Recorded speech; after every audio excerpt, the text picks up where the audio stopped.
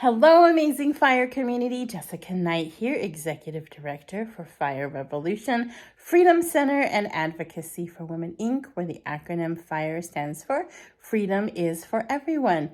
Oh my goodness, happy Saturday. I apologize. I did not get a video out last week. It was the final move. Movers came on Saturday. I did a garage sale with my daughters. It was a 12-hour day, and it was pretty intense. So 5 days of moving all together, finally out of the home in Gilbert, house sitting for now. And then, word of encouragement. So I've included some links. I don't know if you guys follow Megan Marshman. She's incredible. She did a teaching she did teaching at Sun Valley a couple weeks ago. And so Memorial Day, I was working and I was watching her podcast with Pastor Robert Watson, Loving God and Loving People. Oh my gosh. Again, I've included the links.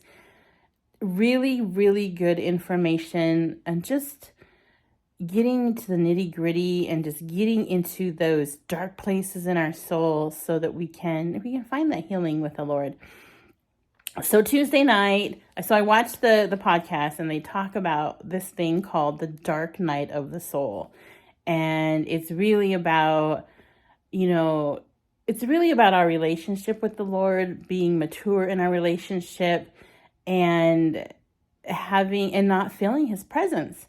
And so, going through something really, really tough. And I remember I was thinking about the video as I was moving and packing and just trying to get out of this house so I could give the keys back.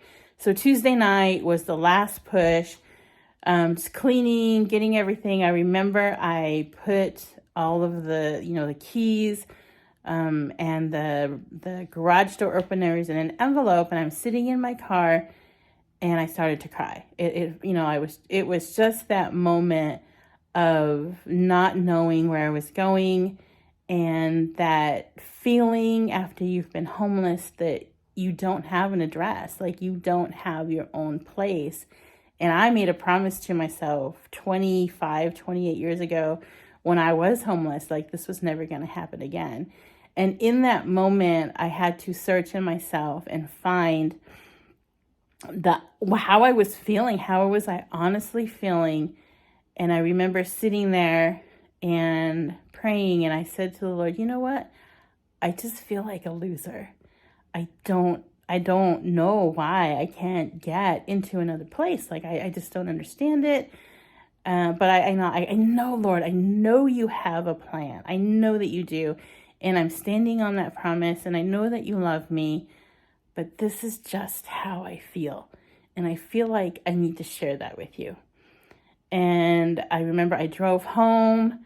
I was still crying, and I was laying in bed with Coco and just sitting there praying and thinking about how else was I feeling, and all the declines and just the maneuvering and the wait list. Like it's been crazy. It's been a crazy journey just to find a place.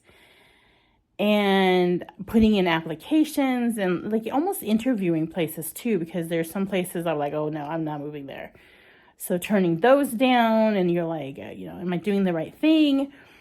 And so I'm laying in bed, and I'm just, all of this stuff is just processing. Like I'm processing leaving my home of 3 years and just, again, not knowing what was going to happen next.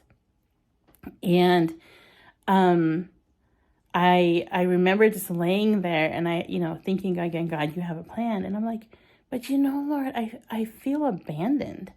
I feel like you've abandoned me. I know it's not true, but this is just how I feel. And it felt so good to be able to say that, because I know that the level and the relationship I have with God, that, it's okay. It's okay to have that conversation with him and to be in just that brutal honesty with him.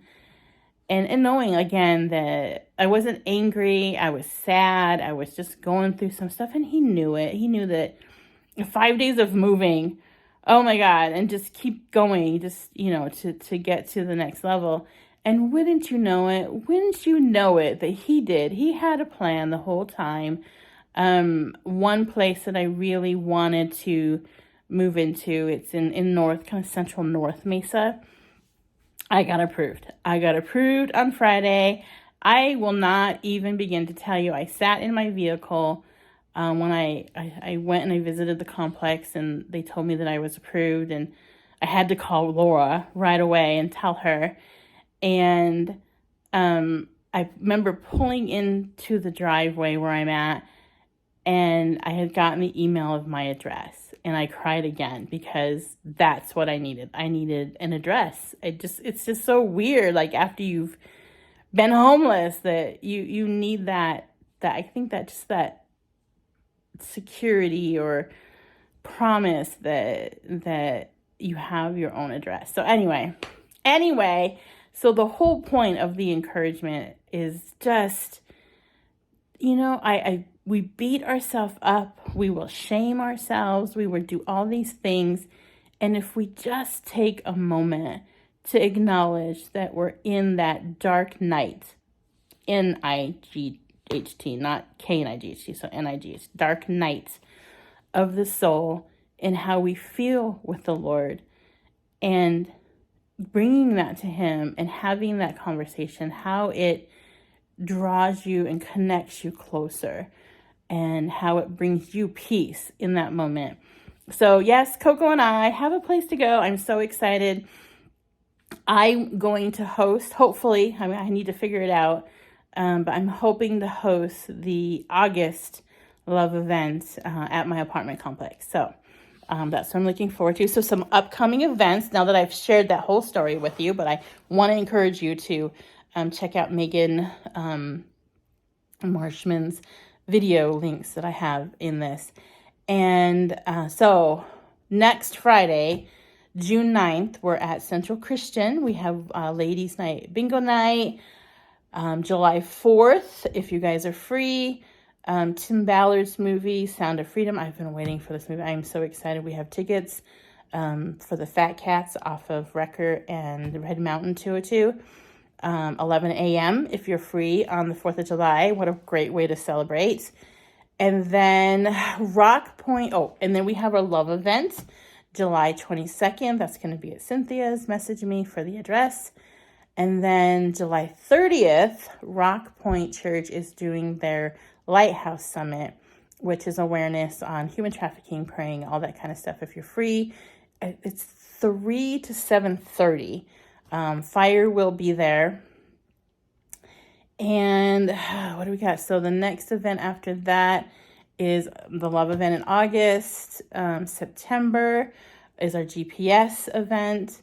I think it's that Saturday, September 16th, I want to say. And then October, we're going to have a love event in September. I don't have a hostess. If you're interested in hosting, let us know. Let me know. Reach out to me. And I think in October, I want to do it at Pioneer Park, since I will be a resident in Mesa again. Woo-woo. So I think that's the 19th. And then Living Waters in Santan Valley is hosting a human trafficking event. And I want to say, is it Brave and Encourage? Dr. Dion Arsenal will be speaking. So if you're free, come out to that. I'm still working out the details, but those are our upcoming events. And then I wanted to share something else with you. I can't remember what it is, but I'll put it in there. I hope you guys are having a wonderful Saturday. I miss you all. I am enjoying this time off, putting some events together. Man, I've gotten through the hardest part, and just so thankful that God is faithful. So I love you all. See you soon. Mwah.